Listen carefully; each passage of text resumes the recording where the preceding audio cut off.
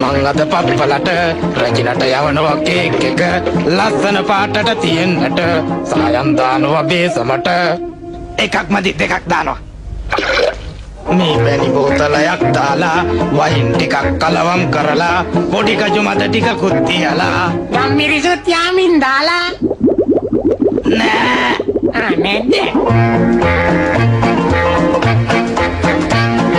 පාසානන් ටිකකුත් දාලා සීනි කිලෝ 10ක් දාලා නයි බිත්තර දෙකකුත් දාලා ආදරව පදමට හැඳි ගාලා එක්ක බිත්තර 3ක්ම දානවා රජිනට යවනවා කේක් එක ලස්සන පාටට තියෙන්නට සායම් දානවා බේසමට ලුණු ටිකකුත් දානව නේද? නෑ නැද්ද?